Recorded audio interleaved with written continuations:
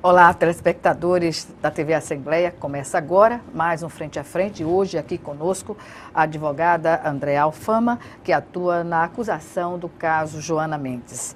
A 7ª Vara Criminal da capital realiza nesta terça-feira a terceira etapa da audiência de instrução e julgamento referente ao processo de homicídio que apura a morte de Joana de Oliveira Mendes, professora que foi encontrada morta dentro do carro com mais de 30 facadas em outubro de 2016 em Maceió, lá na região do Santo Eduardo.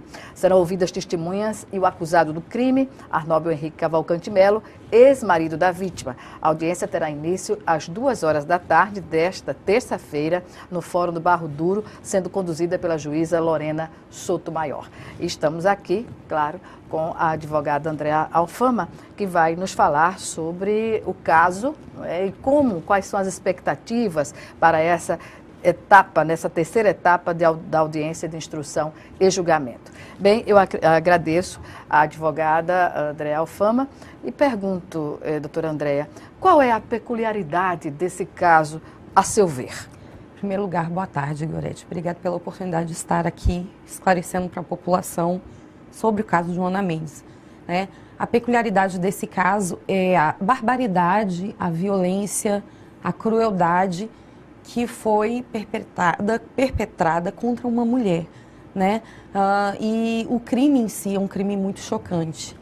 Então, a gente está fazendo um trabalho de alerta para a sociedade, levando o caso da Joana para que ele sirva de exemplo, para que outras mulheres não venham sofrer a violência que Joana sofreu e que culminou na sua morte. É um caso clássico, digamos assim, de feminicídio?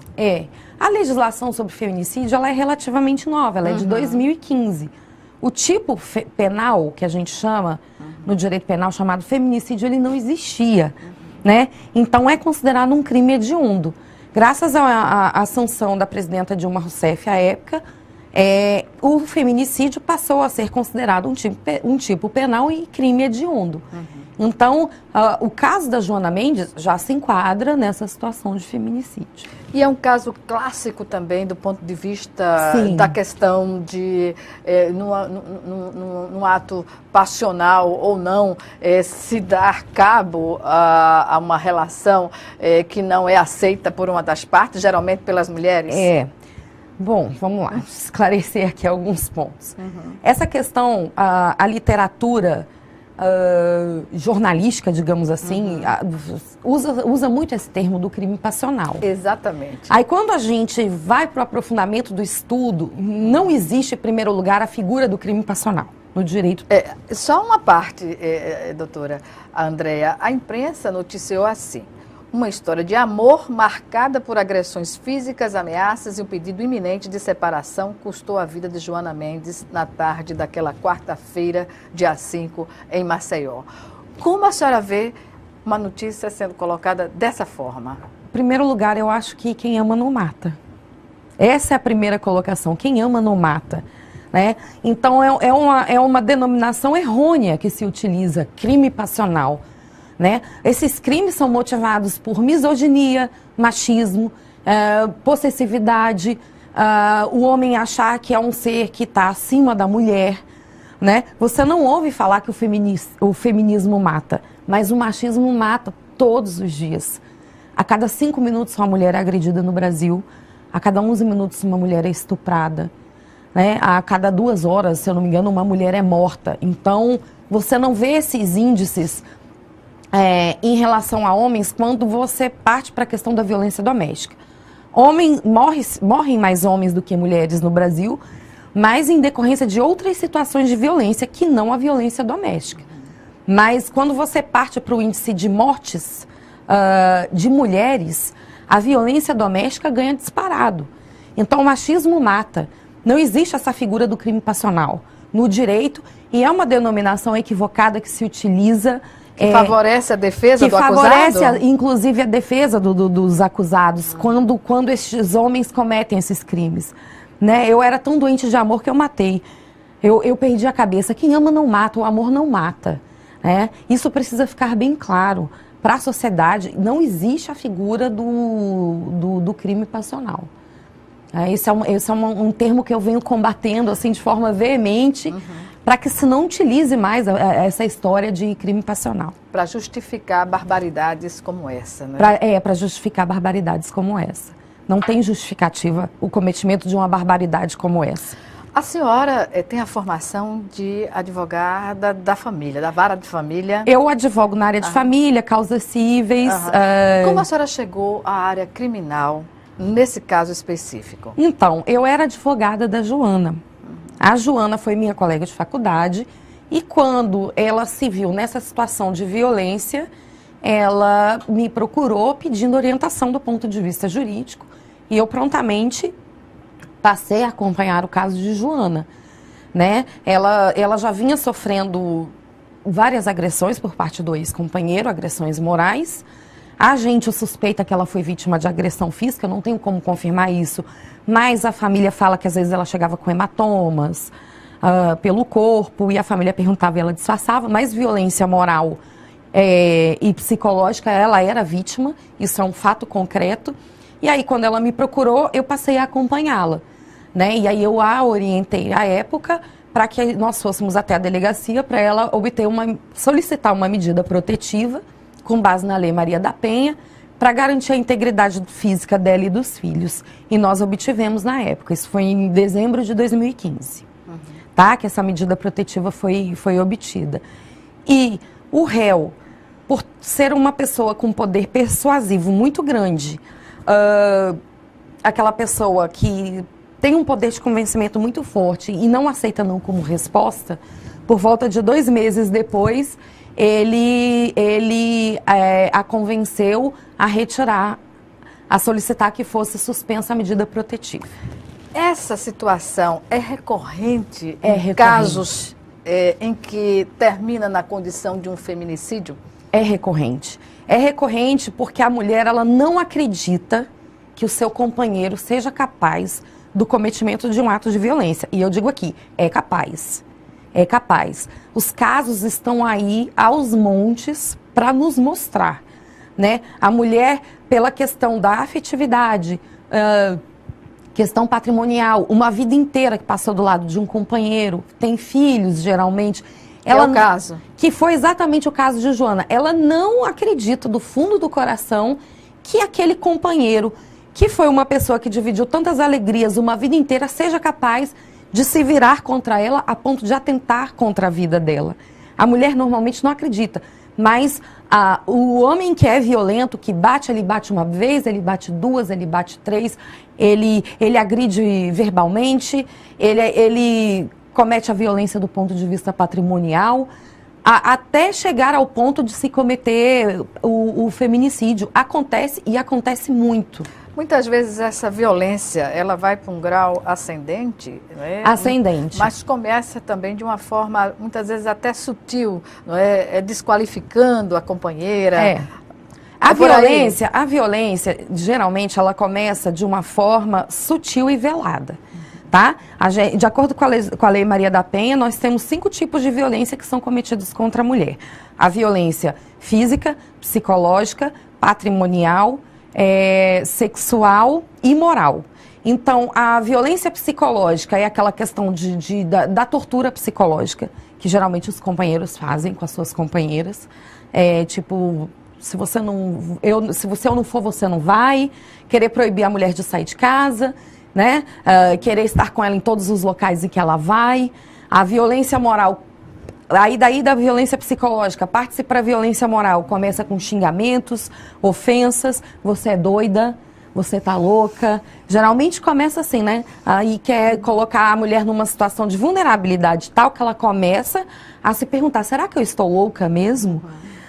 E, então, tudo isso... Fazer ela se sentir culpada daquilo que ela não é. Exatamente. Então, é tudo um jogo. É um jogo de emoções, é um psicológico também. É um jogo. E aí, para partir para a violência física, é um pulo. É um pulo. É um pulo. Então, relações afetivas, relações heteroafetivas, homoafetivas, sejam quais forem, elas precisam necessariamente serem pautadas pelo respeito, né? Jamais pode-se ter espaço para esse tipo de violência dentro do relacionamento.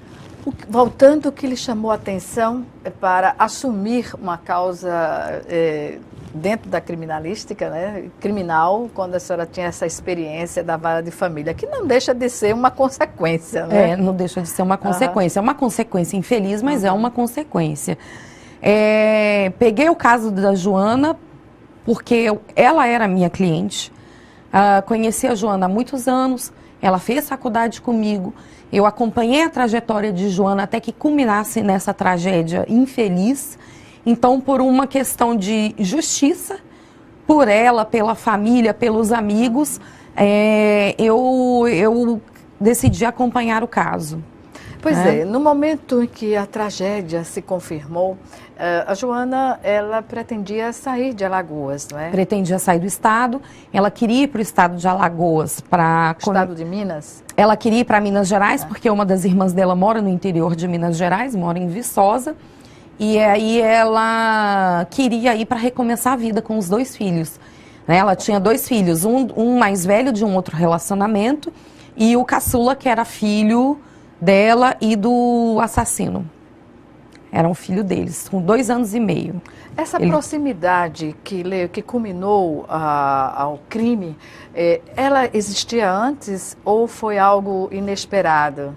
Que proximidade você fala? Do acusado, né? do ex-marido. Então, ele tinha total acesso ao filho, ela nunca impediu, ela sempre foi uma mãe muito zelosa, muito responsável, ela era uma pessoa muito alegre, muito brincalhona, de bem com a vida, mas quando o assunto eram os filhos, ela era de um zelo que surpreendia mesmo, porque ela era extremamente zelosa e cuidadosa com os filhos.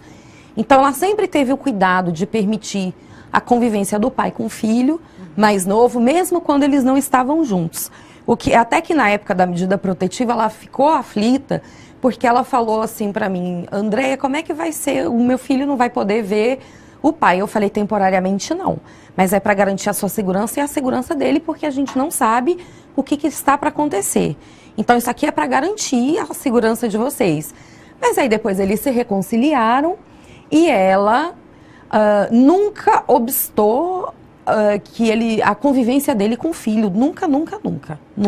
Mas ele sempre teve acesso. Em que circunstâncias aconteceu? Então, a ideia desse encontro ela queria que ele assinasse um documento dando autorização para que o filho mais novo saísse do estado. Né? A orientação que a gente deu na época, o que não precisa ser feito, só quando você vai sair do país. Ela assinou, ela solicitou que ele assinasse o documento e que alguns termos referentes à pensão alimentícia ficassem também acordados, para ela não ter problemas. Né? A gente orientou nesse sentido, porque a gente sabia do histórico de violência e agressividade dele. O local foi inadequado para esse encontro? O local foi inadequado, mas a gente tem algumas partes da dinâmica do crime que estão obscuras, então a gente não sabe exatamente o que foi que aconteceu. Né? Ela deixou o filho mais velho na aula de reforço e foi ao encontro dele. Ela deixou o filho mais velho na aula de reforço às 14 horas e às 14h47 o assassino já estava dando entrada na Unimed para ser atendido, com ferimento na mão. Então foi tudo muito rápido. Então eu acredito que não teve conversa. Né? Quando a gente pega pelo prontuário de atendimento que ele teve na Unimed. Então foi tudo muito rápido.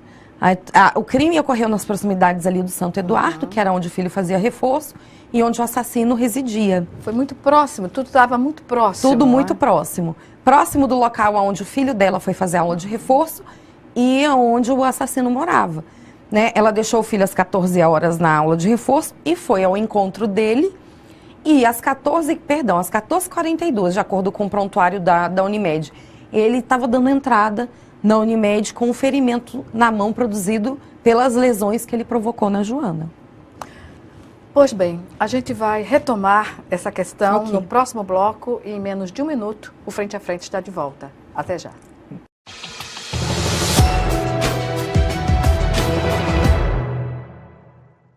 Bem, estamos de volta com o Frente a Frente, que hoje recebe a advogada Andréa Alfama, ela que atua na acusação do caso Joana Mendes, caso que todos nós lembramos, uma tragédia, não é, que aconteceu em outubro de 2016, quando ela foi atingida por mais de 30 facadas pelo ex-marido no processo de separação.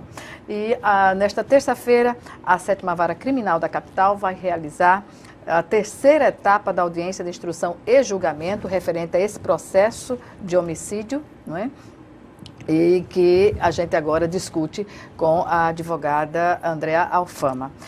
Doutora Andréa, nesse momento, a gente recapitulando o final do bloco anterior, não é?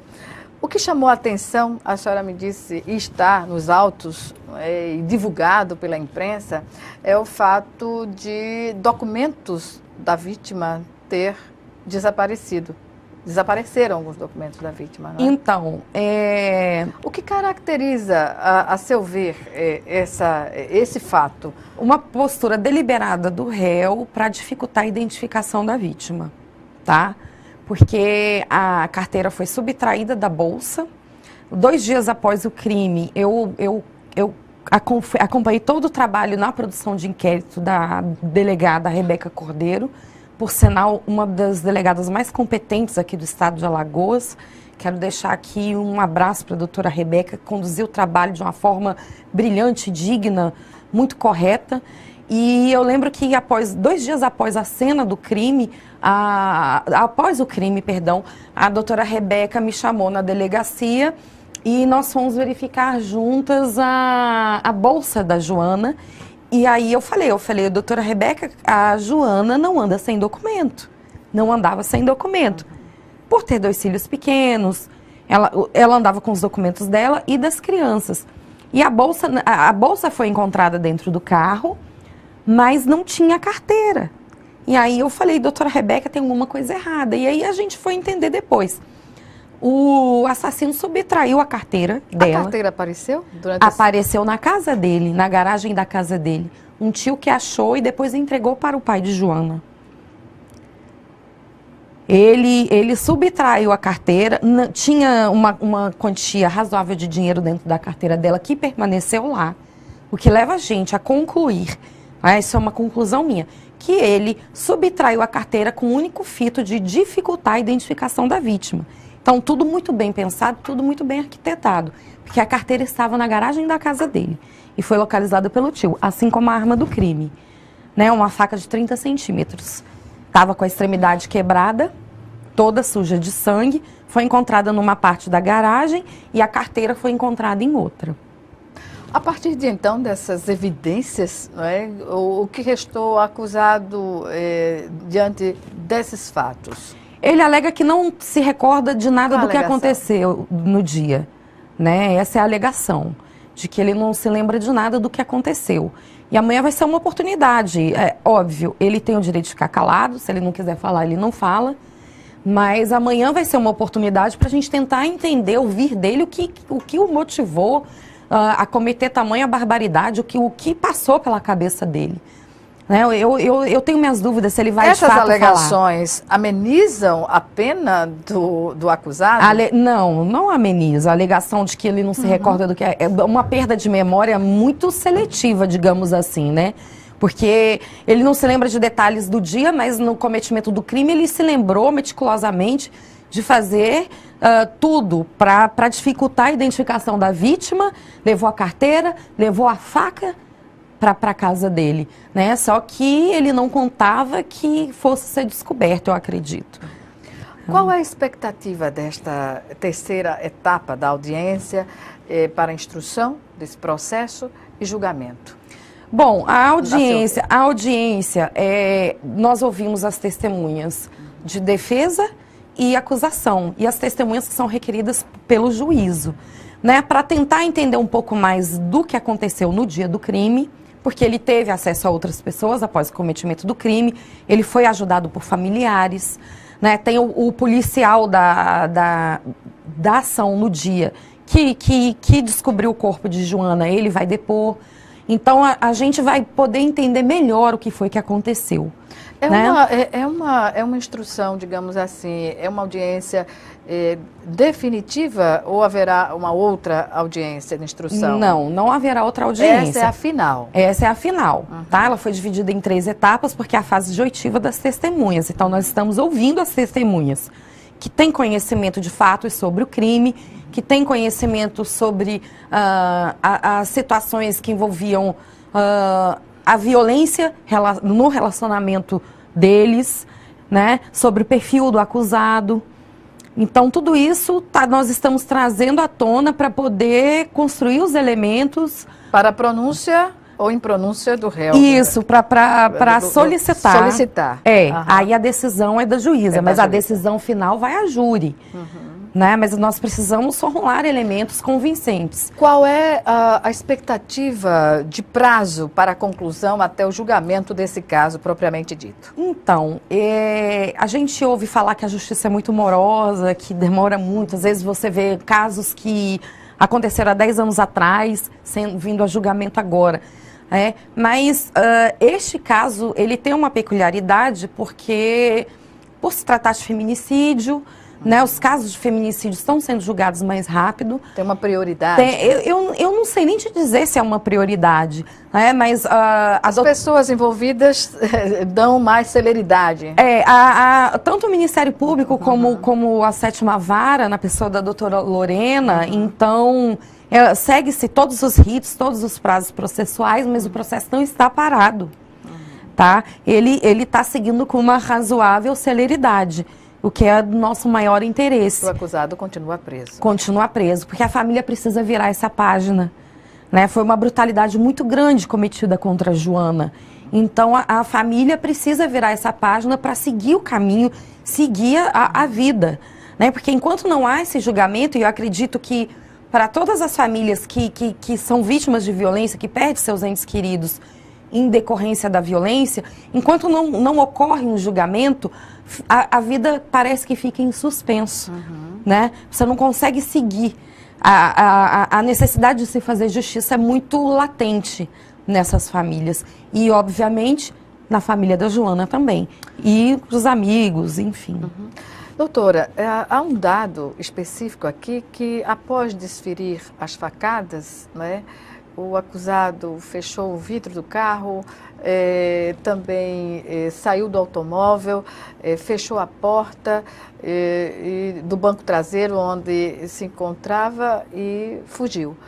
Havia a possibilidade, nesse momento, há um entendimento de que poderia socorrer a vítima após ter feito... Sim, poderia haver um arrependimento, poderia ter avisado alguém para ir em busca de socorro, né? E ele deixou a Joana sangrando dentro do carro até morrer. Eu quero que fique bem claro, a Joana sangrou até morrer, foram mais de 30 facadas. Não foram ferimentos superficiais e não foram ferimentos ocasionados por uma faca de mesa. Nós estamos falando aqui de uma faca de 30 centímetros, né? E a ponta da faca estava quebrada, tamanha violência. Uma das facadas acertou a Joana aqui na região do olho. Ele esfaqueou no braço, uma das facadas acertou aqui a região das costelas, perfurou o pulmão. Então, nós não estamos falando aqui de ferimentos superficiais. A gente está falando de uma pessoa que, com perdão da expressão, estraçalhou a outra e deixou essa pessoa sangrando até morrer dentro do carro. Então, foi um crime muito bárbaro. Muito bárbaro. A gente está falando de uma barbaridade cometida contra uma mulher. Eu reafirmo o tempo inteiro, isso é uma barbaridade. Pois bem, a senhora, nesse caso, e no caso dos feminicídios no Brasil, pode-se dizer que há uma conivência social e institucional no sentido da violência contra a mulher? Existe uma conivência social, mas eu acho que as coisas estão mudando. Com o advento das redes sociais, a gente chega ao nosso conhecimento vários casos, né? Hoje, o que a gente percebe é que as mulheres estão se encorajando mais para denunciar, mas ainda é pouco. Precisam se encorajar mais, né? A conivência institucional, como ela se dá? A partir do momento em que as instituições não preparam seus profissionais para lidarem com essas mulheres que são vítimas de violência. Como exemplificar isso? Vamos supor, o caso do Rio de Janeiro, tá? Tem um estudo feito. As mulheres que são vítimas de violência, que são atendidas em centros de referência, hospitais, a gente sabe que pela legislação, a mulher que é vítima de estupro, caso ela venha ficar grávida, ela tem a opção de não seguir com essa gestação. Então, essa pesquisa que foi feita sobre a violência institucional no atendimento a essa mulher vítima de violência, detectou que grande parte das servidoras, ali naquele contexto em que foi pesquisado, eram evangélicas. Então, tinham uma religião que se posicionava contrário ao aborto em qualquer situação. Então, é uma contradição terrível, isso já é um empecilho para uma mulher que está chegando destroçada pela violência e precisa de um acolhimento institucional. Né? Se tem uma lei que garante o direito dela, as convicções individuais, elas não podem de forma alguma interferir no arbítrio dessa mulher, porque ela está precisando do amparo do Estado. Então, ela foi vítima de uma violência muito grande e é dever do Estado amparar essa mulher. Mas precisa também o Estado preparar os seus profissionais. Pelo número de mortes, de agressões às mulheres, pode-se tratar essa questão como um problema social, doutora? Há uma mazela social, com certeza. As mulheres precisam se encorajar mais, nós temos vários mecanismos. Você pode ir até a Delegacia da Mulher, tá certo? Tem o Disque 180. A gente sabe que muitas cidades do interior nós não temos delegacias especializadas no atendimento à mulher. Nem 24 horas, nem até 24, na capital. Né? Nem 24 horas. Eu acho que a delegacia que funciona 24 horas é a Central de Flagrantes. Mas não é específica das mulheres. Mas não é específica. Né? E as agressões ocorrem, na sua maioria, final à noite. De semana, aos domingos. E à noite. E à noite, né? E geralmente à noite aos finais de semana. Então, por exemplo, a Delegacia da Mulher em Arapiraca está fechada. Parece-me que está fechada, não tem agente suficiente, eles estão com alguma dificuldade.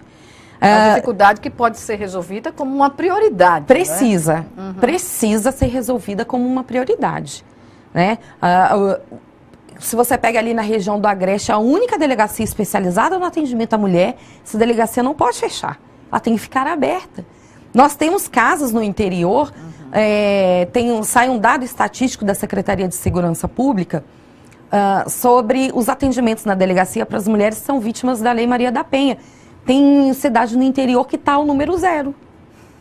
Que você vai dizer... É como se não existisse nenhum caso. Não é possível. Não é possível. Então, a gente, quando depara com esses dados, é que a gente percebe o quanto falha essa atuação do Estado também na proteção dessa mulher que é vítima de violência. Eu não acredito que nos municípios, no interior, não exista... Pelo contrário. É onde mais tem, inclusive. Né? É onde mais tem essa situação de violência. E tem em município que não tem nenhum registro de ocorrência com base na Lei Maria da Penha. Isso não existe. Pois é. A estimativa, a gente sabe, e os números também. E falta números oficiais para dar respaldo, inclusive, às políticas públicas, né? Tem alguma falha aí nessa coleta de dados, a gente não sabe exatamente o que é esse limbo. Eu chamo que um limbo. Não é uma questão de subnotificação, é que não existe dado É como algum. Se não tivesse. Esses dados, inclusive, foram fornecidos pela deputada Jó Pereira e muito me assustei quando eu soube disso. Ela falou, olha, tô aqui com o mapa, tem município que não tem nenhum registro de ocorrência. Eu falei, não é possível. Porque não há delegacia, né? Às vezes a delegacia não funciona. Não funciona, exatamente. E a gente sabe da necessidade de uma delegacia específica para tratar as questões das mulheres, porque na delegacia convencional a questão das mulheres não é prioridade. Não é? Não é tratada como prioridade. Você não tem um agente especializado para tratar essa mulher que chega em situação de vulnerabilidade. Em tese, numa delegacia especializada, encontra-se, né? Encontra-se. Bem, nós vamos chamar agora o nosso segundo e último intervalo e o Frente a Frente volta já já.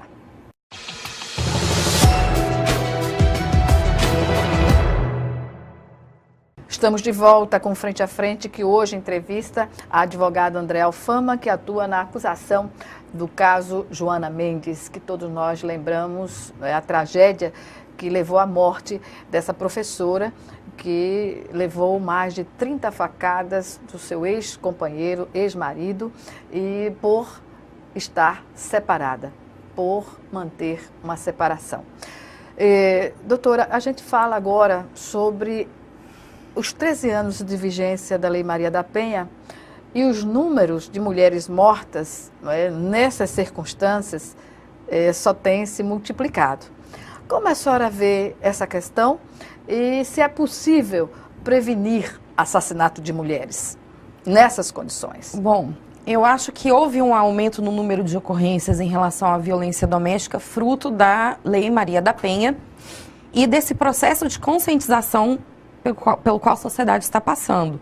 As mulheres estão tendo mais coragem de denunciar, mas a gente precisa ampliar essa rede protetiva para essas mulheres e as mulheres que ainda que estão submetidas a essa situação de violência, que não têm coragem de denunciar, precisam denunciar. Porque isso é fático, é estatístico.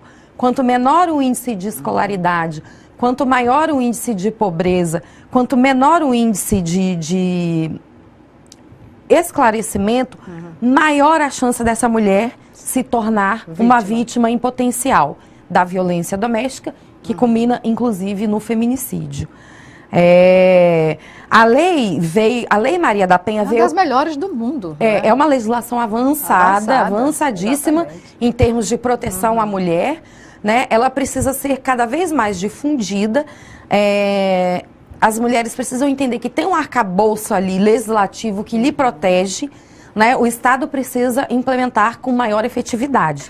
Mas quando eu falo Estado de uma forma geral. Exatamente, o Estado brasileiro. O Estado brasileiro. O interessante é que a Lei Maria da Penha, quando criada, ela não tratou especificamente do homicídio a mulheres. Não. Exatamente. Precisou vir uma nova lei, a lei do feminicídio, para complementar essas garantias que estão colocadas ali na Lei Maria da Penha. A lei do feminicídio, ela surgiu em 2015, né? Tratou o feminicídio como um tipo penal, crime hediondo. A lei do feminicídio, ela não vem, isso é uma avaliação minha, pessoal, como profissional, ela não vem no sentido de coibir a violência. Porque quem tem esse papel é a Lei Maria da Penha. Exatamente. A lei do feminicídio veio para acabar com a impunidade. Então, se houve o cometimento de um crime contra uma mulher em detrimento da questão de gênero ou fruto de violência doméstica, vai haver uma condenação efetiva. Porque a impunidade era muito grande no Brasil. Dá uma certa invisibilidade, não é, aos crimes. Quem não se lembra do caso Dock Street? Sim. Né? O caso da jornalista Regina Pimenta Neves, se eu não me engano. Não, Pimenta Neves que assassinou a jornalista Regina. Então, são casos emblemáticos em que você viu ali o aparato estatal, o poder judiciário não agiu de forma efetiva na condenação desses homens que cometeram esses crimes. O caso Dock Street foi tratado como crime passional pela imprensa e pela justiça na época. Quer dizer, matei para lavar a honra. Não existe isso. Não existe esse negócio de crime passional. Não existe você matar alguém para lavar a honra. Né? Isso é uma postura medieval. Arcaica. Isso é uma postura medieval. Em pleno século XXI não se pode admitir mais esse discurso. Não aceitava o fim do relacionamento, aí eu fui lá e matei. Isso tem que ser rechaçado de todas as formas possíveis. A população pode entender a necessidade de classificar esses crimes como um feminicídio porque ele está chegando a um patamar de genocídio na sociedade, em termos globais, digamos assim? Sim. Olha, muitas mulheres morrem no Brasil e no mundo, isso são todos os dias. Todos os dias nós temos vítimas de feminicídio no Brasil, todos os dias nós temos vítimas de feminicídio no mundo, né? E aí, quando você vai entrar na questão da violência doméstica, esse número quadruplica. Nós somos uma sociedade muito violenta ainda. A gente precisa se civilizar. Morrer por uma questão de gênero é um absurdo. Em pleno século XXI, isso é uma barbárie. É uma barbárie, mas é uma barbárie que faz parte da nossa realidade, infelizmente. Então, e de uma cultura equivocada. É uma educação machista. A gente não prepara. Que as mulheres têm responsabilidades. A gente não prepara sobre isso também. A gente não prepara os nossos homens e as nossas mulheres para uma cultura de paz, em primeiro lugar. A gente não tem uma cultura de paz na nossa sociedade. A gente tem uma cultura do conflito, uma cultura bélica, armamentista. Começa por aí. E aí a educação do filho ou da filha passa muito pela reprodução dessa questão machista. Quando você cria um cidadão, uma cidadã que é consciente dos seus direitos, mas também dos seus deveres, que tem que respeitar o próximo, você ajuda a coibir esse ciclo de violência. E o mais importante para a gente entender a importância, digamos assim, da caracterização do crime na condição de feminicídio, é que, em regra, não há testemunhas para esses crimes. Testemunhas oculares. Então, a prova dificulta qualificar melhor uma prova, não é? Bom, tem casos e casos. Tem casos que a gente sabe que tem uma dificuldade maior em provar. Mas, geralmente, em relação à situação de violência doméstica, o que é que se faz? A gente busca o histórico dessa mulher que foi vítima de feminicídio, busca o histórico de da convivência doméstica dela, dos relacionamentos e do relacionamento com o autor do crime, para saber se ela já vinha dentro desse ciclo de violência doméstica. Se é algo vicioso, um círculo vicioso. Sim, sim, porque fica o histórico, a gente sabe que fica. Vizinhos, pessoas próximas, família, filhos, amigos, quando podem também. Quando tem condição de ajudar, exatamente. Agora, o cometimento do feminicídio em relação à questão de gênero, de fato, é um pouco mais complicado de se provar. Mas para essa mulher que é vítima de violência doméstica, é só a gente ir atrás do histórico, que geralmente tem um histórico. O homem que é violento, ele deixa um rastro de violência. Ele deixa um rastro de violência porque ele deixa sequelas psicológicas na mulher, nos filhos, na família como um todo.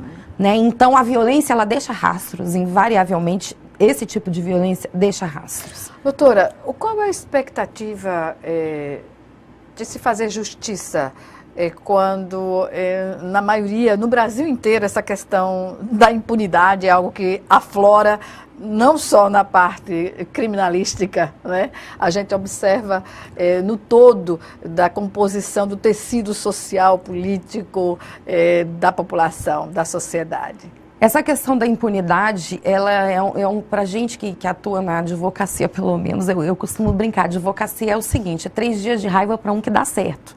A gente, no âmbito do nosso trabalho, a gente passa muita raiva por conta de decisões injustas. O advogado, ele tem, por natureza, um senso de justiça, então você está ali para fazer justiça de alguma forma na sua profissão. Então, é muito revoltante quando você vê essa situação de impunidade toda. E o mais chocante são pessoas acharem que é normal você tratar a impunidade como uma coisa normal, uma coisa corriqueira. A nossa expectativa em relação ao caso de Joana é para que ele seja condenado, de preferência a pena máxima. Esse é o nosso trabalho, é o nosso intuito. Qual a pena máxima? O limite são 30 anos, né? É o máximo que a lei permite. Mas nós estamos falando aqui... O crime é classificado como hediondo, não é? É um crime hediondo.